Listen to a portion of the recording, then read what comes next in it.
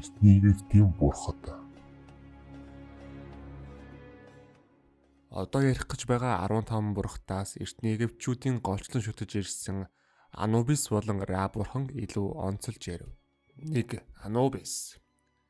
Анубис бол эртний Египтийн домогт гардаг цөөвөр чонын толгойтой хүн бит бурхан агаад нас баргасдыг үхэгсдийн ертөнцөд хүргэж өгдөг аж.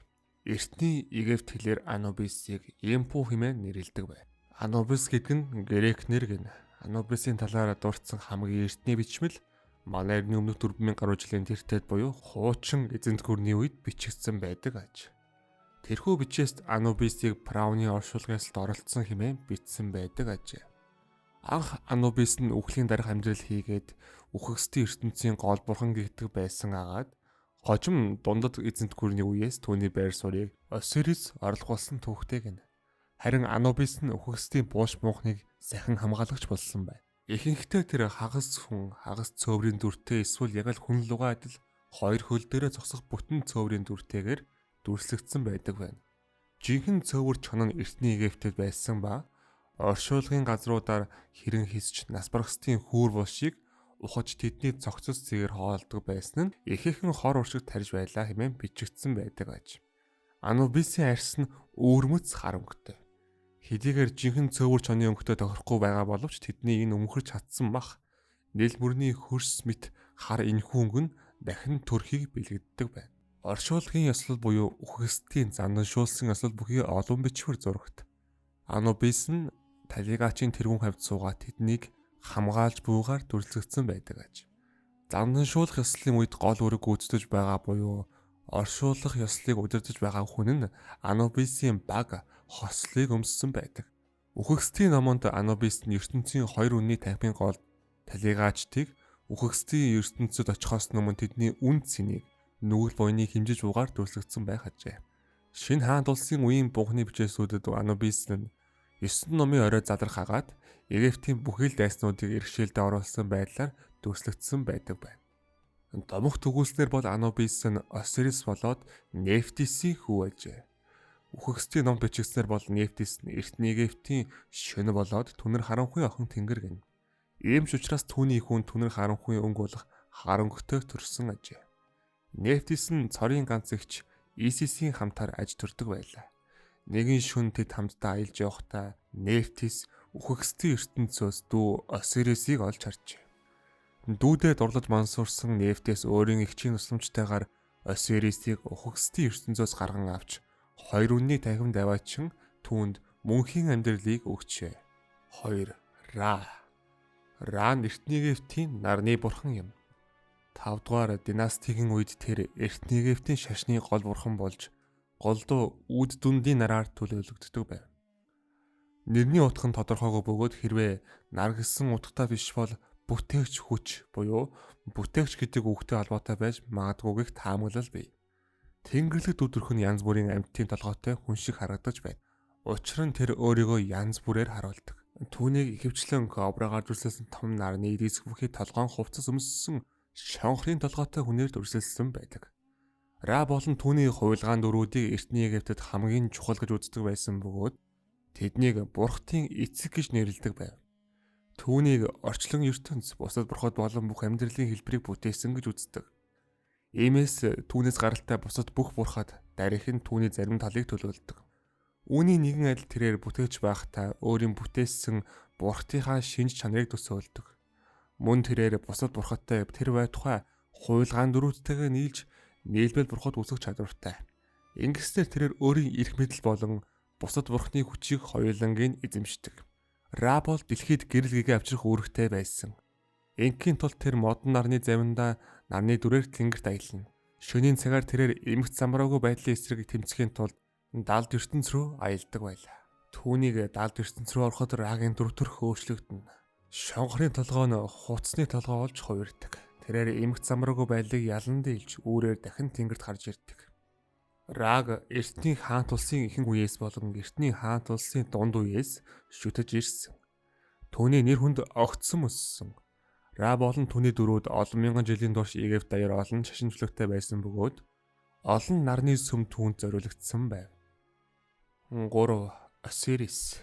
Осирис бол үхэгсдийн бурхан, далд ертөнц, хойд ертөнцийн бурхан юм. Гэхдээ эхэндээ тэрээр үржил шим ургамлын бурхан байсан. Осирисийг ногоон арьстай хүнээр дүрсэлсэн байдаг. Тэр сахалтай, толгой дээрээ тусгай дэтэм зүүдэг. Дэтэм нь хажуудалтай хоёр буурчгар тэмээн хяруулын өдтэй. Хуучин хаант улсын уламжлалт цагаан дэтэм юм. Үүнийг Атеф гэж нэрлэдэг. Осирисийг мөн хэсэгчлэн мумийдсан болохыг харуулсан. Эцсийн эцэс тэрээр мумижуулсан анхны дүр юм. Зарим домгийн дагуу тэр амьд хүмүүсийн ертөнцид захирч байсан Египтийн анхны хаан байв. Тэрээр эгч эхнэр Исистэй хамт Египт улсыг захирч байв. Осирис бол эртний Египтэд хүчрхэг, нэр хүндтэй, алдартай бурхан байсан. 4. Сет. Тэрээр Геб, Нут хоёрын хүү юм. Бас Осирисийн дүү байв. Түүнийг харанхуй төөрөгдөл, эмх замбараагүй байдлын бурхан гэж үздэг. Түүнийг урт хоншоортой, урт чихтэй, магадгүй шоргоолж идэгчийн гавлын өстэй хөнгөж дүрсэлсэн байдаг. Сет дүүгээ алж Египтийн хаан ширийг хулгайлсан бөгөөд ихэнх бурхад түүнийг үзэн яддаг байсан. Хорус сайн муугийн хоорондох тулаан гэж тооцогддог тулаанд Сетийг дуусгаж чадсан. 5. Геб.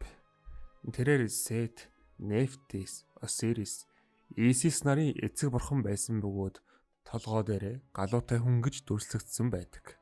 Дэлхий дээрх бурхтын байдлын улмаас түүнд ямар ч хүндэтгэл байгаагүй. Энэ нь үржил шимийн бэлтгэл байсан бөгөөд Египтэд болсон газар хөдлөлтүүд Геб бурхны инээдтэй холбоотой байв. 6. Нут. Нут бол Шуу, Тепнут нарын охин юм. Түүний ах болон нөхөр нь Геб. Тэрээр Осирис, Сет, Исис, Нефтис гэсэн дөрвөн хүүхэдтэй байсан бөгөөд үүнд Нут ба Гебийн домгийн Грек Египт хөлбөрт Хорусыг нэмсэн байдаг. Тэрээр анхандаа шөнийн тэнгэрийн бурхан байсан боловч сүүлдээ зүгээр л тэнгэрийн дарих гэж нэрлэгдэх болсон. 7. Шуу. Шуу бол Египтийн эртний бурхтын нэг. Тепнут бурхны эхнэр болон ах. Гелиополисийн сансар огтхон Эниадын 9 бурхтын нэг байв. Тэрээр инх тайван, арслан, агаар, салхины бурхан байсан. Шуун агаарын бурхны хувьд газар, тэнгэрийн хоорондох орон зайг төлөөлж бүх амьд амьтанд амьдралын амьсгалыг өгсөн. Салхины бурхны хувьд далаачид заваа хөдлөхийн тулд сайн салхи өгөхийг Шуугаас хүссэн байдаг. Үүл нь түүний яс гэж тооцогддог байсан бөгөөд тэрээр нас барагстад тэнгэрийн оронд очих шатыг хийж өгдөг байв. 8. Тепнут. Тепнут бол чиглэг агаар, чиг, шүүдэр тусал, бороо гэх мэт эртний Египтийн шашнаас гаралтай Египтийн бурхан юм. Тепнутыг ерөнхийдөө арслангийн толгойтой эмэгтэй эсвэл бүтэн арслан гэж харуулдаг байна. Түүнийг хаяа эмэгтэй хүний дүрээр харуулсан ч энэ нь ховор. 9. Исис. Исисийг хуучин хаанд улсад анх дурдсан бөгөөд тэрээр амиа алдсан ах, нөхөр Тэнгэрлэг хаан Осирисийг амьлуулж түүний өв залгамжлагчийг төрүүлж хамгаалдаг Осирисийн домгийн гол дөрүүдийн нэг гэж дурдсан байдаг. 10. Нефтис. Нефтис нь эртний Египтийн шөнө болоод түнэр харанхуйн охин тэнгэр юм. Тэр бол талигаачдын сүнсэнд тусламж үзүүлдэг нас баргасдын бурхан юм. Тэрээр хойд насны хүмүүст маш их тустай байсан тул түүний цол гуншингуудын нэг нь үхэгсдийн найз байсан юм. Нас барсан хүмүүсийн тухай мэдээг дэлхий дээрх хамаатан садангууд нь хүргэж гашуудлын үед нь тайвшруулдаг бурхан гэж үздэг байсан. 11. Хорус. Хорус эртний Египтийн шашинд баруунууд нь нар эсвэл өглөөний од хүч чадал мөн чанарыг илэрхийлдэг. Зүүнүүд нь сар эсвэл оройн од байсан шонхор шувуу хэлбэртэй дайны бурхан юм. Хорус нь ихэвчлэн шонхор толгойтойгоор дүрслэгдсэн байдаг. 12. Бастет. Бастет анх манай эртний өмнөх 3 дугаар мянганы үед гарч ирсэн бөгөөд түүнийг догшин арслан эсвэл арслангийн толгойтой эмэгтэй дүрээр дүрсэлсэн байдаг. 2000 жилийн дараа Египтийн 3 дахь завсрын үед Бастетийг гэрээ муур эсвэл муур толгойт эмэгтэйгээр дүрсэлж эхэлсэн. Бастет бол Египтийн гэр орон, гэр бүлийн амьдрал, эмэгтэйчүүдийн нууц, муур, үржил шим, төрөлтийн бурхан юм. 13. Амон.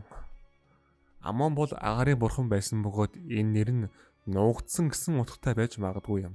Түүнийг ихэвчлэн хоёр босоо чавга бүхий дэтэм өмссөн хүнээр төлөөлдөг байв. Түүний амьтны бэлэгдэл нь хусц болон галуу байв. Нарны бурхан Рата нийслэн дүрээрээ тэрээр Египтийн хамгийн хүчрхэг бурхан болсон ба шинэ хаант улсын ихэнх хугацаанд энэ байр сууриа хадгалсан. 14. Хатор. Хатор бол хөгжим, бүжиг, баяр баясгалан, хайр дурлал, бэлгийн амьдрал, эхийн халамжийг төлөөлдөг бурхан бөгөөд тэрээр хэдийдэн эрэгтэй бурхтын хань болон тэдний хөвгүүдийн эхийн үргийг гүйцэтгсэн юм. 15. Мат. Мат бол залуун эмэгтэй дүрээр дүрслэгдсэн эв найрамдал, шударга ёс, үнний бурхан байсан. Египтийн үнэн, тэнцвэр, дэг журам, зохицол, хууль, ёс суртахуун, шударга ёсны тухай ойлголтыг энэ бурхнаар илэрхийлдэг байсан. Заримдаа түүнийг гар бүртээ далавчтай эсвэл толгой дээрээ тэмээн хяруулын өдтэй эмэгтэй дүрээр дүрсэлсэн байдаг. Үүгээр өнөөдрийн Египтийн бичлэг дуусаж байна. Дараагийн бичлэгээр эртний Грекийн талаар ярих болно. Бичлэг таалагдсан бол subscribe болон лайк тавчийг дараарай.